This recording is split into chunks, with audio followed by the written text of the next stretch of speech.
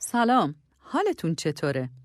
ما میخوایم که شما با یه مرد خیلی غیرعادی آشنا بشین.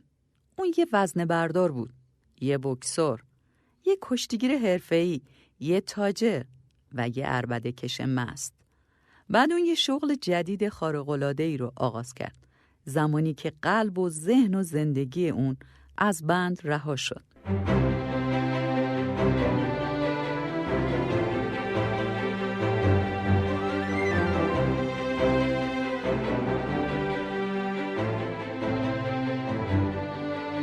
اعلام خبر خوش از طریق داستان‌های واقعی مهیج زندگی، این از بند رها شده است.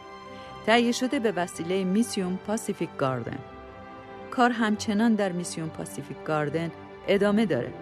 کاری که از سال 1877 برای افرادی که بیچاره هستن و به هیچ جا نمیتونن رو بیارن آغاز شد. اون موقع زندگی ها تغییر پیدا میکرد و الان هم همینطوره. هر روزه صدها مرد و زن و بچه غذای مجانی، لباس و پناهگاه، مشاوره و کلاس‌های مختلف دریافت میکنن که اونها رو قوی‌تر از زمانی که به اینجا اومدن به جلو حرکت بده، به طوری که قادر باشن به دیگران کمک کنن. دلیل اینکه زندگی‌ها در میسیون پاسیفیک گاردن تغییر پیدا میکنه اینه که کار واقعی بر روی صلیب تمام شد و مثل مرد این داستان حقیقت اونها رو آزاد میکنه. حالا برای پخش این برنامه شماره 2533 از سری برنامه‌های از بند رها شده است. برنامه‌ای که باعث میشه شما با خودتون روبرو بشین و فکر کنید. در سال 1924 زمانی که نمیشد روی اتومبیل‌ها زیاد حساب کرد و جاده‌ها وضعیت خوبی نداشتن، رد شدن از صحراهای قسمت غربی آمریکا یه مسئله جدی بود. اما داستان ما با صحرای غربی آمریکا و با داستان یک مسافر آغاز میشه. اون 16 ساله بود. لباسای خوبی هم به تن نداشت و چمدونی هم به همراه اون نبود. او کنار جاده ایستاده بود و امیدوار بود که یه نفر اونو سوار کنه. در سال 1924 به ندرت ماشین رد میشد، اما اگه رد میشد اونا مهمان نواز بودن و به این ترتیب بود که بعد از مدتی یه ماشین کم کم ایستاد.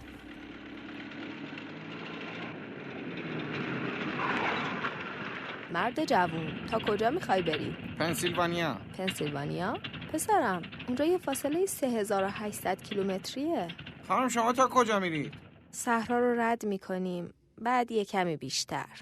منم با خودتون میبرید؟ خب، به نظر نمیاد که بتونم اینجا تو رو تنها بذارم. اصلا چجوری از اینجا سر در آوردی؟ با یه قطار باری. حدود 2 کیلومتر اونورتر یه تانکر آبه. من از اونجا پیاده اومدم. خیلی خوب، بیا. اما نه، سوار ماشینم نشو. ها؟ چرا نشم؟ تازگی یه نگاه خوب به خودت انداختی؟ من ترجیح میدم یه خوک سوار ماشینم بشه تا یه کسی که به اندازه تو کثیفه. روی رکاب وایسا و خودتو نگه دار.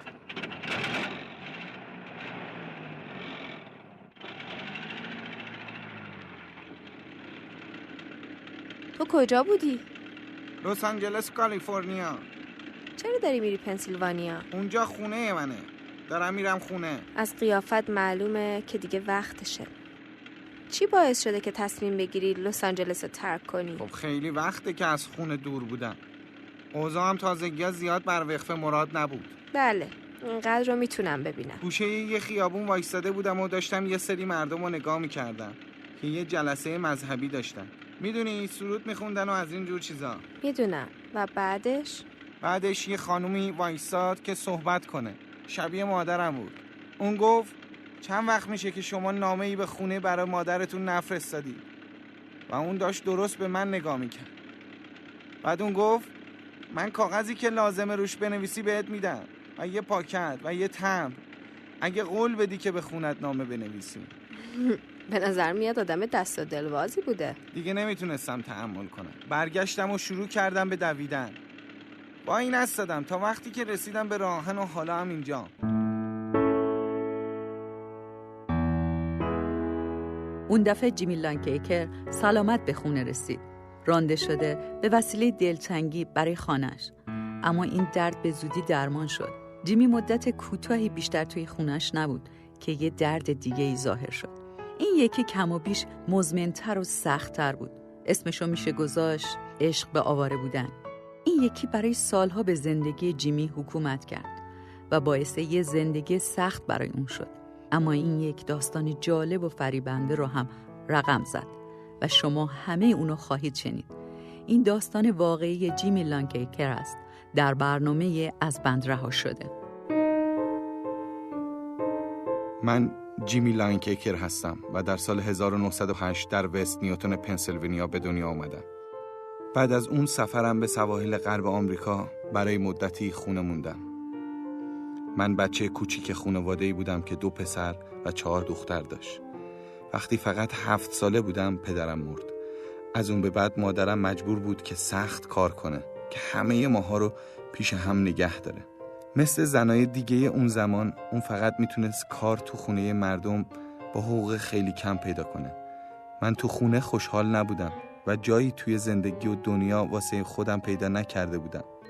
تنها چیزی که راجع بهش مطمئن بودم این بود که میخواستم مهم باشم و مردم منو تحسین کنن. مثل خیلی پسرای دیگه که چیزی به جز عضله برای نشون دادن ندارن، من به وزنه برداری رو آوردم. وقتی کلافه شدن دست از سرم بر نداشت، باز زدم به جاده و تو بوستون توقف کردم. یه سر رفتم باشگاه بدنسازی استیلمن که ورزش کنم. وقتی اونجا بودم یه غریبه برای مدتی ایستاد و منو تماشا کرد. بعد به من یه نصیحت کرد. جوون، داشتم نگات میکردم. فکر کنم ممکنه تو بتونی یه بوکسور خوب بشی. چرا نمیذاری بچه‌ها چند تا از فوت فن کارا رو بهت یاد بدن؟ بعدن از یه نفر توی باشگاه پرسیدم که اون مرد کی بود و به من گفتن که اون فرد هانترس بود. اون مدیر ورزش قهرمانی بوکس سنگین وزن جکی شارکی بود. برای همین من نصیحت اونو جدی گرفتم و تمرین رو شروع کردم که یه بوکسور بشم. همه چیز خوب پیش میرفت و من این فرصت رو پیدا کردم که به عنوان یکی از اعضای تیم گلدن گلاوز به فنلاند برم. من توجه یکی از بزرگترین برگزار کننده های کشتی در کشور رو هم جلب کرده بودم. جوون، میدونم که وضعیت به عنوان یه بوکسور بد نیست، اما تو یه کشتیگیر بهتری میشی. شاید اینطور باشه، شایدم نه، اما واسه بوکسور شدن خیلی سخت کار کردم. آره، ولی فکر کن که چقدر سریع اگه اتفاقی یه نفر بهت یه مشت کاری بزنه برای همیشه از رینگ بیرون میمونی، اما به عنوان یه کشتیگیر بیشتر دووم میاری. اون آغاز دوره کشتیگیری من بود. توی اون روزا کشتی واقعی بود و من تصمیم خودم رو گرفته بودم که بهترین باشم. من پاکیزه زندگی میکردم و سخت تمرین میکردم و تبدیل شدم به مدعی قهرمانی برای گروه وزنی میان وزن و زیر 71 کیلوگرم. فرصت بزرگی من توی شهر لویویل کنتاکی رخ داد. قهرمان جهان جک رفودلز داشت به جرم قتل محاکمه میشد. محکومیت به معنای این بود که باید مقامش از دست میداد. برای همین یه تورنمنت توی لوئیزویل گذاشتن که یه قهرمان جدید انتخاب کنن. مردهای زیادی از سراسر دنیا به اونجا جذب شده بودن. من مرحله به مرحله حریفا رو شکست دادم تا رسیدم به فینال. استاندار اونجا آماده بود اگر من بردم به من درجه سرهنگ افتخاری کنتاکی رو بده. رقیب من بابی پیرس از مدرسه کشاورزی اوکلاهاما بود. ما یه رکورد برای طولانی ترین مسابقه کشتی در لوئیزویل به جا گذاشتیم. 1 ساعت و 58 دقیقه طول کشید. در پایان اون زمان من افتادم. بابی افتاد روی من و بدون هیچ مقاومت اون برنده اعلام شد. اما جالبش اینجاست که هر دومون اونقدر از پا در اومده بودیم که دکتر مجبور شد هر دوتامونو به هوش بیاره و احیا کنه. صبح روز بعد وقتی خوب استراحت کرده بودم رفتم توی یه رستوران و نشستم.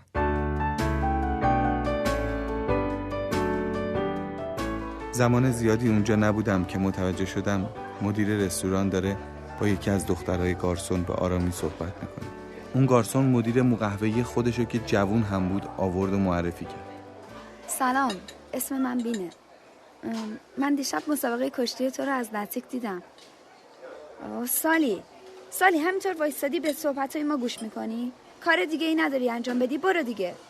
پس وقتی من باختم تو اونجا بودی؟ آره، ولی راستش فقط با یک کم فاصله باختی. حتی مطمئن نیستم که با این نتیجه موافق باشم. مرسی. اسمت بی بود، درسته؟ درسته. راستش میخوام دعوتت کنم که برای شام بیای خونه من.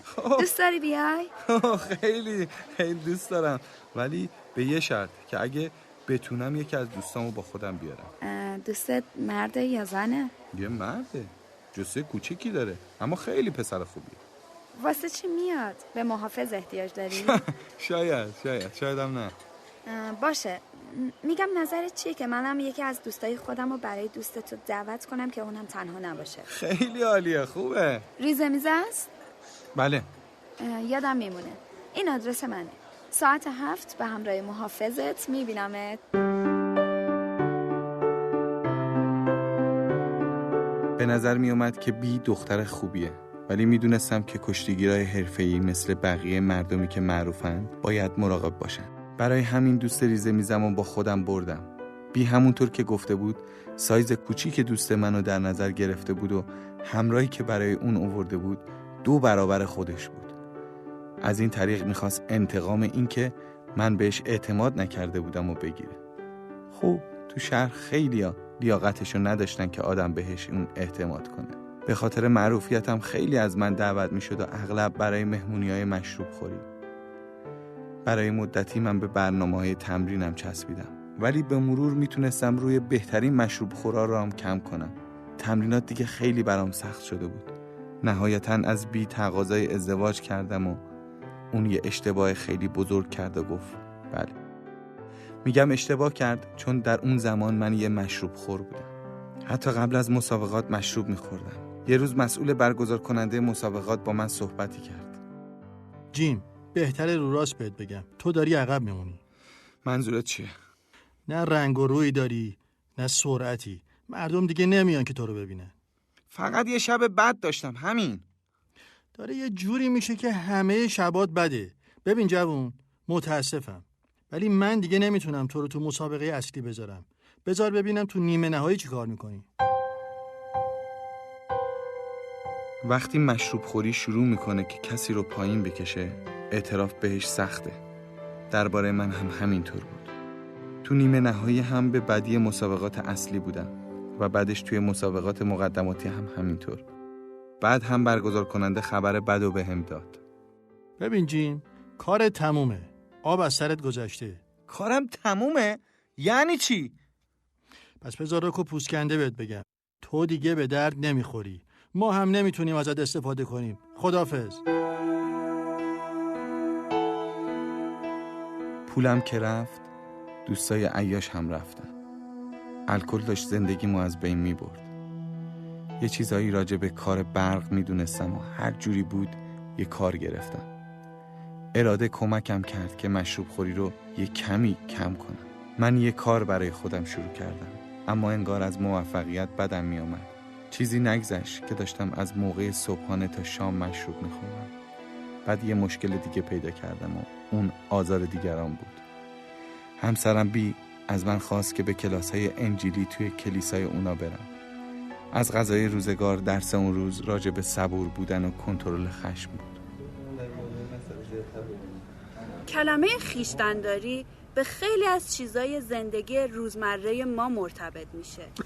اما امروز ما این کلمه رو در ارتباط با الکل به کار میگیریم. خیلی ها در بطری الکل عدم خودداری احساسات رو پیدا میکنن. احتمالاً الکلی بودن مشکل اصلی امروز جامعه است.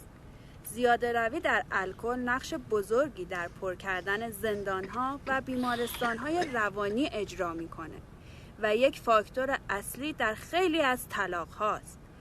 عامل اصلی به هدر رفتن وقت و بیهودگی در کار هم هست و الکلی بودن یه عصا برای کمک به ضعف‌ها و ترس هاست. مزمور 27 آیه 1 میگه خداوند نور و نجات من است، از که بترسم؟ خداوند حافظ جان من است، از که هراسان شوم؟ و در انجیل در اول یوحنا فصل 4 آیه 18 میگه لازم نیست از کسی که ما را به طور کامل دوست دارد بترسیم. محبت کامل خدا هر گونه ترس را در ما ریشه‌کن می‌سازد. اگر هنوز می‌ترسیم، علتش این نیست که هنوز کاملا یقین نداریم که خدا حقیقتاً ما را دوست می‌دارد و هیچ چیز به اندازه این که آدم احساس کنه کنترل زندگیشو از دست داده وحشتناک نیست. جیمی چرا یهو وسط کلاس پا شدی رفتی بیرون؟ یعنی نمیدونی؟ بذار یه چیزی بهت بگم. من فقط زمانی برمیگردم که اون معلم دیوونه اونجا نباشه. چیزی نگذشت که اون کلاس یه معلم جدید پیدا کرد. بی گفت که باید به قولم عمل کنم. برای همین به اون کلاس برگشتم. این دفعه بدون بی. جیمی دوباره؟ یعنی تو 2 مرتبه پا شدی از کلاس اومدی بیرون؟ یعنی نمیتونستم؟ ببین اون داشت راجع به خویشتن‌داری و نمیدونم یه چیزایی دیگه صحبت میکرد. این دفعه داشت راجع به این صحبت میکرد که بدنهای ما باید به عنوان یه جور معبد خدمت کنه که یه چیزی رو نگه داره. از این دیوونه تر نمیشه بابا. این موضوع به قدر کافی بد بود، اما مسئله بدتر شد وقتی که فرانک رفیق قدیمی مشروب خوری من یه سر اومد خونه ما، با خودش کشیش آورد که اون هم به صحبتهای ما گوش میکرد. جیمی من باید میومدم ببینمت چون خب بذار برات یه مشروب بریزم فرانک. نه جیمی میدونی اومدم راجع به همین بهت بگم. چی؟ میدونی من دیگه مشروب نمیخورم. جدی میگی؟ با کدوم دست نمیخوری؟ نه جیمی جدی میگم، من یه مسیحی شدم، من دیگه مشروب نمیخورم. هیچ کس بیشتر از تو مشروب نخورده بود تا حالا. خب شاید هیچ کس، اما اون فرانک قدیم بود. من از زمانی که عیسی مسیح رو به عنوان خداوند و نجات دهنده هم دریافت کردم دیگه مشروب نمیخورم. میدونی جیم، اون حتی منو از علاقه به الکل هم آزاد کرد. حالا میفهمم که کتاب مقدس منظورش چیه وقتی میگه که توی یوحنا 8:36 پس اگر پسر شما را آزاد کند در واقع شما آزادید. گوش کن جیم، همین اتفاق برای تو هم میتونه بیفته. مگه این که کاری از من در این رابطه بر نیاد؟ پس امیدوارم که کاری از دستت بر نیاد. چی؟ ما رفیقای خوبی بودیم و کارایی کردیم که میتونست ما رو از بین ببره. حالا من دوست دارم که تو هم مثل من خوشحال باشی.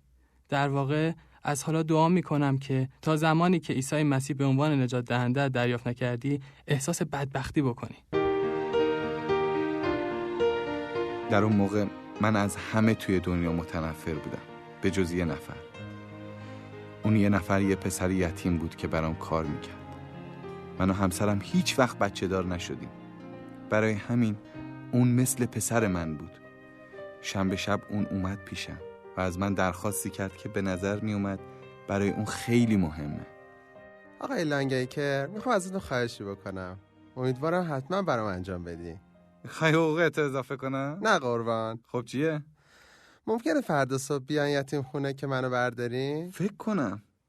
البته چرا که نه؟ خیلی عالیه. میدونین همه بچه‌ها که از والدینشون باهاشونه و آرزو میکردم که شما میتونستین پدر من باشید فقط برای فردا. البته. کجا داریم میریم؟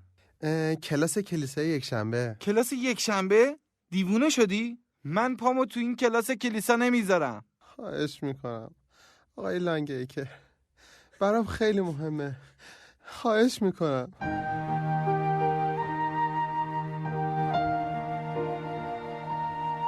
من خلاصه تسلیم شدم و موافقت کردم که باهاش برم.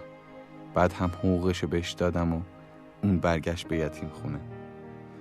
من یه کمی دیگه توی مغازه موندم.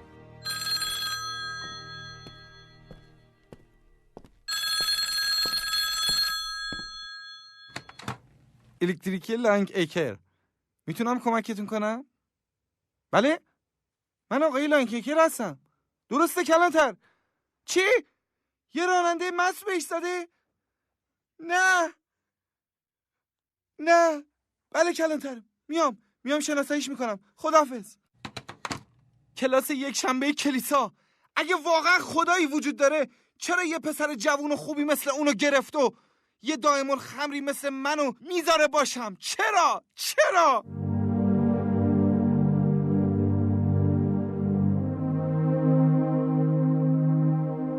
بعد از اون شنبه شب وحشتناک من برای هفته‌ها مست بودم. 2 فکر تو ذهنم با هم درگیر بودن. یکی اون سوالی بود که من شبی که اون پسر کشته شد پرسیدم که آیا خدایی وجود داره؟ سوال دیگه این بود که چه اتفاقی افتاده که دوست قدیمی من فرانکو کاملا عوض کرده. یه شب مست و بیمار تلو تلو خورون اومدم توی خونه و دیدم که بی منتظر منه.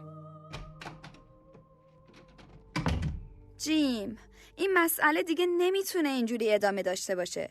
تو داری خودتو از بین میبری و همه کسای دیگه‌ای که دور و بر تو هستن. خفه شو! اما این حقیقت داره و تو هم حتما اینو میدونی. گفتم خفه شو! جیمی خواهش میکنم. وای خدای من. بی وای خدایا، من خیلی فاسدم. خدایا من میخوام نجات پیدا کنم. خدایا من میخوام مثل دوستم فرانک عوض بشم. خدایا کمکم کن. خدایا اگه منو عوض کنی و مشروب خوردنمو ازم بگیری، هر جایی که تو بخوای میرم و به همه میگم که تو برای من چی کار کردی.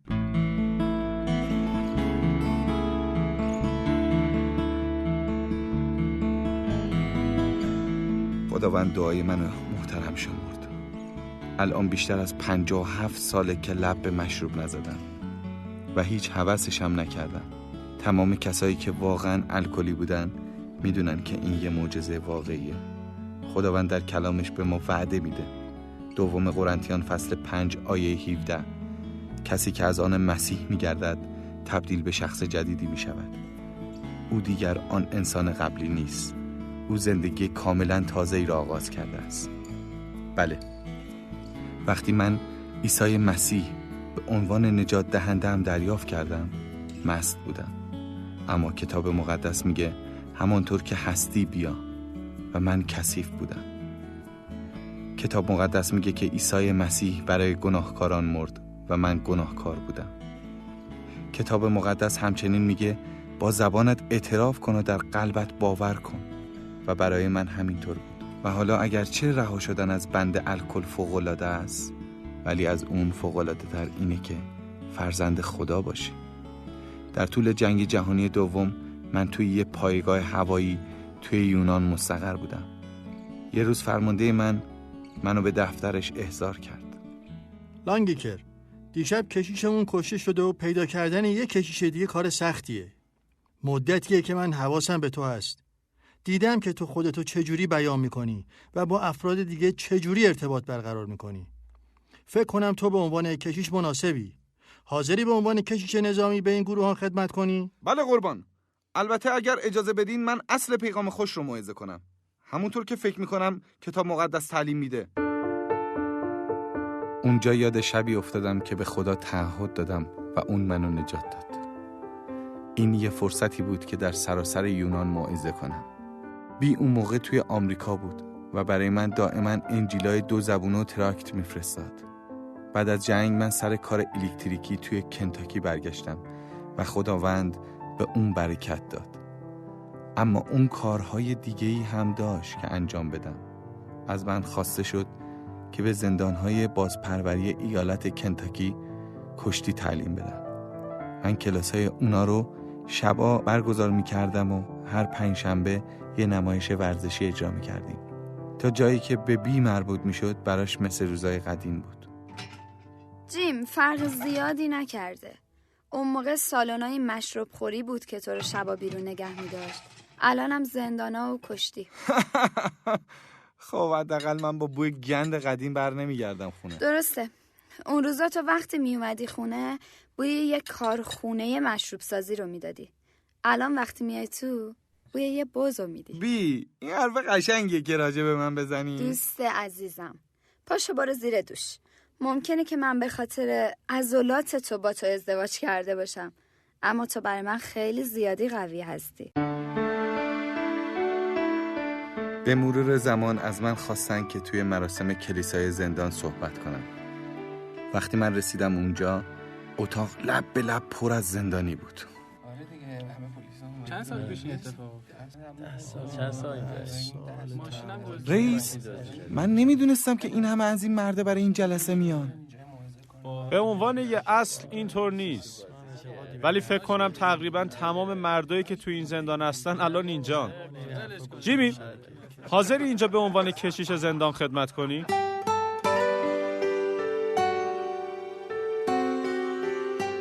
مجدداً یاد قولی افتادم که شبی که عیسی مسیح رو دریافت کردم به خدا دادم. اگه اعتیاد مشروب خوری منو ازم بگیری، تو هر جایی بخوای من میرم. خدا این کار رو برای من کرده بود و من راه دیگه ای نداشتم. خب احساس میکردم که هدایت دارم برای ساختن یه ساختمون برای کلیسا پول جمع کنم. تمام ایستگاه‌های رادیویی و تلویزیونی این حرکتی رو که ما اسمش رو رژه پنی به معنای پول خورد گذاشته بودیم حمایت کردن و به مرور زمان موفق شدیم که $85,000 جمع کنیم. من نقشه‌های مهندسی اونو 100 بار مرور کردم که مطمئن شم این بهترین کلیسا در تمام مراکز کیفری خواهد بود. و سپس درست موقعی که کار کندن پی ساختمون تموم شده بود و مسائلمون رو رسونده بودن، مدیریت اونجا تغییر کرد. اونا پروژه کلیسا رو کنسل کردن. اولش ما به خاطر تمام این مسائل احساس بدی می‌کردیم. خدا همه چیز رو در این باره میدونه. اگه اون این کلیسا رو بخواد، یه روزی ساخته میشه. عزیزم، من همش همینو به خودم میگم، ولی زیاد بهم کمک نمیکنه. اون زندونی هم همونقدر که من روش حساب میکردم. بعدشم من دلم برای کاری که به عنوان کشیش انجام میدادم تنگ میشه. البته که اینطوره، اما حالا هر دوی ما وقت بیشتری داریم که در مرکز بازپروری نوجوانا آموزش بدیم. شاید خدا میخواد ما اونجا باشیم. فکر کنم همینطوره. به نظر میاد که حالا که ما نمیتونیم درخت میوه باشیم، خدا یه جوری برنامه ریزی کرده که به جای اون درخت سایبون باشیم.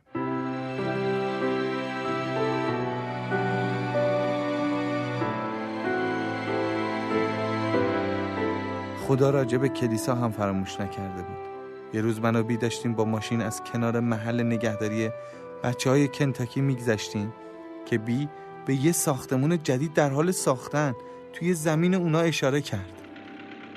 جیمی، نگاه کن، دارن یه ساختمون جدید میسازن. آره، یعنی چی میخواد بشه؟ هی، اونجا رو نگاه کن. جیمی، این دیگه چیه؟ اون کلیسای منه.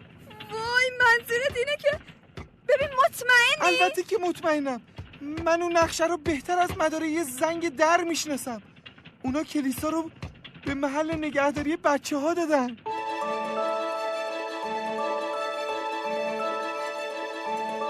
این درست همون اتفاقی بود که افتاد.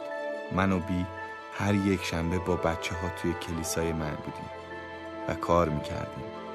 میبینید من راجع به اینکه خدا اون کلیسا رو میخواد درست میگفتم. تنها موضوعی که وجود داشت این بود که من میخواستم اونو در جای غلط بنا کنم.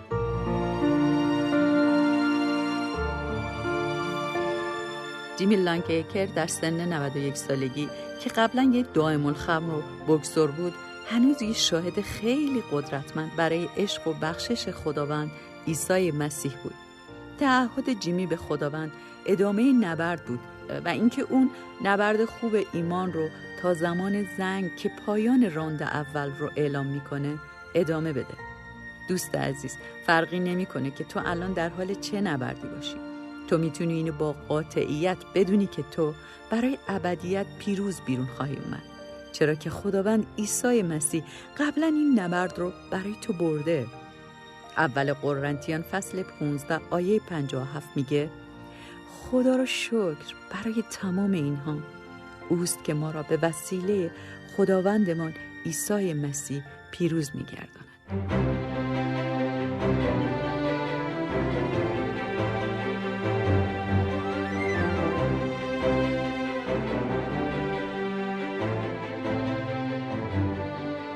ممنون از اینکه به این داستان‌های واقعی از فیض خدا گوش کردید. امیدوارم که برنامه‌های بعدی رو هم با هم باشید. و از دوستانتونم بخواین که به این برنامه ها گوش کنن. از بند رها شده توسط میسیون پاسیفیک گاردن تهیه شده که از طریق داستان‌های واقعی نشون بده که اگر زندگی شما خالیه میتونه به وسیله خدا لبریز بشه.